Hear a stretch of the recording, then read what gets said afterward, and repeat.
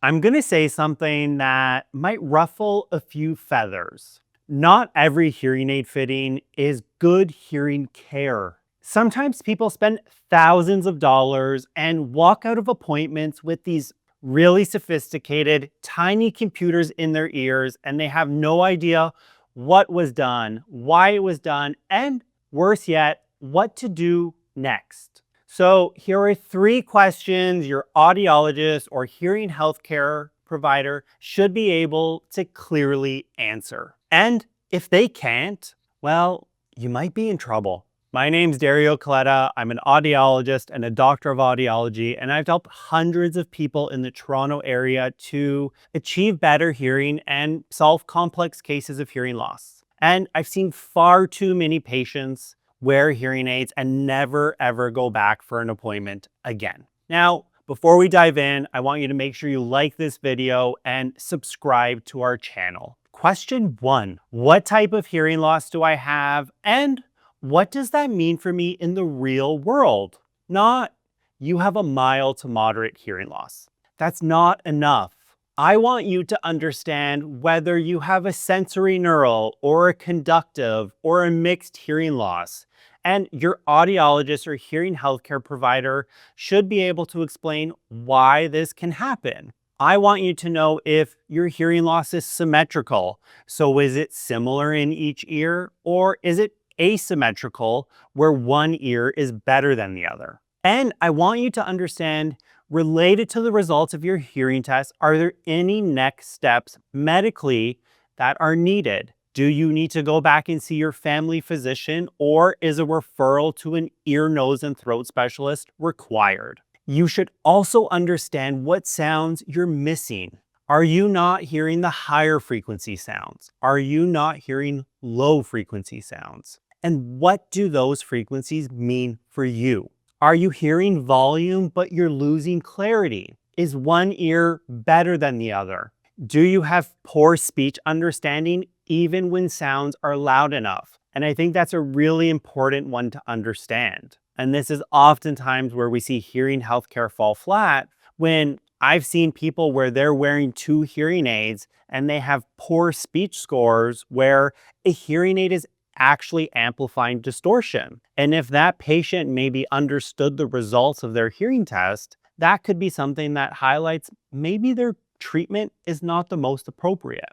Now remember this, hearing loss is not just about volume. It's about clarity, timing, brain effort, and of course, communication. I think a good audiologist or hearing healthcare provider should be able to translate what do the results of your audiogram mean for you in real life. You shouldn't just be pointing at an audiogram like it's a treasure map. And of course, we have a video all about that. If you want to learn more about the different types of hearing losses and actually how to read results on an audiogram, we'll link that video in our bio. Number 2, how do you know these hearing aids are programmed correctly for me? This one is huge. And the answer to this one shouldn't be because the computer says so. Manufacturer software for hearing aids is a starting point. It's not a finish line. You can't take a hearing aid out of a box, put it on someone's ear, and call it a day. That's not good hearing healthcare. And we shouldn't accept that as a proper hearing aid fitting. A proper fitting should consider the results of your hearing test, your ear size and shape. And this is something that we call the real ear to coupler difference. And it's a big part of real ear measurements. Your hearing aid fitting should also account for your speech scores. What is your lifestyle and what are you trying to achieve while wearing hearing aids? What is your comfort level while wearing hearing aids? What is your sound tolerance measurements? And of course, follow-up care. And ideally, every hearing aid fitting should include verification. And that's going to be using real ear measurements. Real ear measurements are actually allowing us to measure how your hearing aids are working, because the same hearing aids in 2 different people's ears are going to work very differently, purely just because of the size and the shape of their ears. Verification is the gold standard for evidence-based hearing aid fittings. So the way it works is we're going to take a measurement of your ear. We're going to place a small microphone in the ear canal and actually measure the output of your hearing aids. And we're going to fit it to prescriptive targets based on all of these different factors to ensure that your hearing aid is being fit for you. I want you to think about it like this. When you have a hearing test, that's an objective measure of how well are you hearing. And if we think about it, most people come into a hearing clinic thinking that, you know what, my hearing's not so bad. And when we actually do an objective measure of how well are you hearing, we can often see that results are far more significant than what the person perceives. We want to think about real ear measurements in the same way. Real ear measurements are an objective way of measuring how your hearing aids are working. If I was to take a hearing aid out of a box and put it on someone's ear and ask them, how does it sound? Most people are probably going to want it quieter than I think it should be, often because they want it to be softer, similar to what they're used to. Without real ear measurements, a hearing aid fitting is based on assumption, and assumptions are not a treatment plan. Now keep this in mind, and I tell this to people in clinic all the time. Real ear measurements are not the end-all be-all. I'm not going to force you to keep your hearing aids at the prescriptive target if you're not comfortable with it.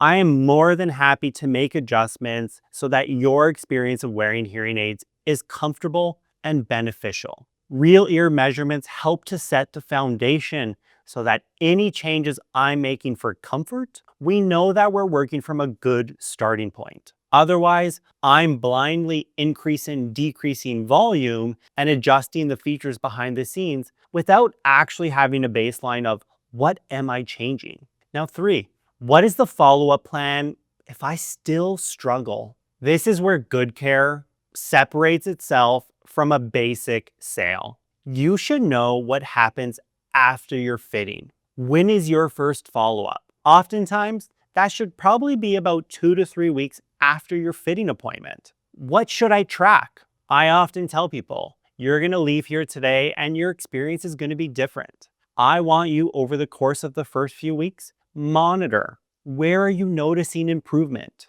Where are you still having some challenges if you are? And what have the people around you noticed? Because that's going to be the information that we're going to use in your follow-up appointment to really customize your hearing aids for you. What situations should you test them in? Do you want to stay in quiet for 2 weeks? Or do you want to live your life as you naturally would? And you want to wear them as much as you can in all different settings. Now, if you don't normally go out to a noisy restaurant, don't force yourself, but I want you to do as much as you naturally would. What is a normal adjustment and what's not? There are some things with a hearing aid fitting that can feel somewhat bizarre or unnatural, but they're still normal. And then there's things that aren't, but that requires follow-up care. What can be changed? I tell every patient, your hearing aid fitting is the starting point. Your first follow-up is probably going to be one of the most important appointments we do because that's going to allow me to make changes based on your experience of wearing your hearing aids. What if background noise is still difficult? We know hearing aids aren't these miracle tools, but there's things that can be adjusted behind the scenes. Or we can be having conversations of adding wireless accessories or thinking about listening strategies. Most commonly, what if my own voice still sounds strange? How are your hearing aids helping with your tinnitus? What if the device hurts? If you leave your hearing aid fitting and the answer to a lot of these questions are call us when you need us, that's simply not enough. Because most people who are new to hearing aids, they don't know what they need yet. A good follow-up plan guides you. It doesn't abandon you with a charger and optimism. Now, here's a bonus question you can ask. What are the limitations of wearing hearing aids? I think this may be the most honest question of them all. Hearing aids are powerful, but they're not perfect. They don't restore your hearing to normal. They don't eliminate every background noise problem. They may not fix every speech clarity issue. And They may not be the right solution for every communication problem. Honestly, I think a trustworthy audiologist or hearing healthcare provider should tell you what is a hearing aid going to do and what is a hearing aid not going to do.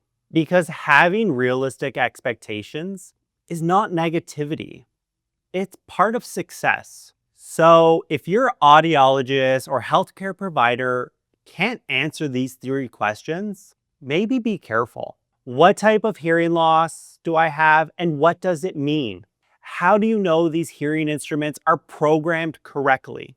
What is the follow-up plan, especially if I still struggle? You deserve clear answers, not jargon, not pressure, not trust me. Hearing healthcare should be collaborative. You're working together. It should be measurable and understandable for you. Subscribe to our channel, like this video, and share it with somebody who may be about to buy hearing aids. Because the right audiologist shouldn't just sell you technology. They should help you to understand your options, your hearing, and your path forward.